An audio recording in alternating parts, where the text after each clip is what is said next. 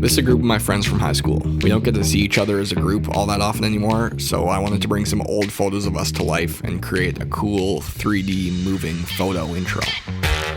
The basic idea is that we want to split up the image into different layers so that we have complete control over each individual section. So to create the separate layers, I imported my photo into Photoleap to develop 3 different images, the first being a clean plate of just the background. I did this by using the spot and clone tools to replicate what the surrounding environment looks like, to the best of my abilities anyway.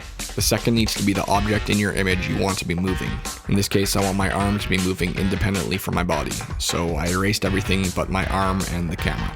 The third piece is the actual body of your subject, without the moving object. So again, erasing everything around your body, as well as the object from the second piece, which was my arm. Finally, make sure to export the last 2 images as a PNG, since that's the file type that's going to preserve that transparent background.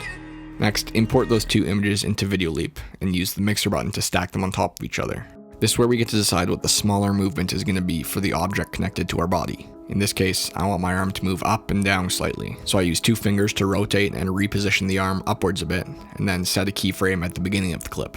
I then scrub to the end of the clip and reposition the arm a bit lower, which automatically set another keyframe and created a track for the arm to follow.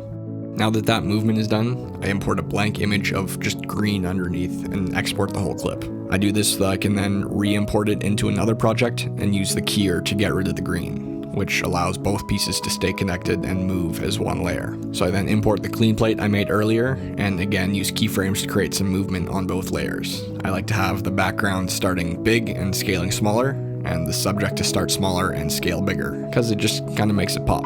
Now that we have the basic movement down, the last step is where we get to add some extras. I like to add some focus shifting to the background by going to the Effects tab, clicking Defocus, then Shape and All, and then rearranging it so that it's in between the top and bottom layer. I then set a keyframe at the beginning, drag the intensity to 0, then scrub to the end and bring it up a bit. This creates that nice focus shift that only affects the clean plate layer. But with this method, you can really add anything you want in front or behind your subject. Particles, helicopter, fire, giant octopus, anything really. The cool thing is that once you understand these basics of layering, you're able to add as many elements as you want to the photo, which allows you to create some really dynamic moving images and cool montages of your high school buddies. Where you from? Started as an East Coast vibe, now I'm going worldwide, we got this going crazy. I used to take the Mazda 4 drive, now I'm on the 405 like it's you. Oh, you.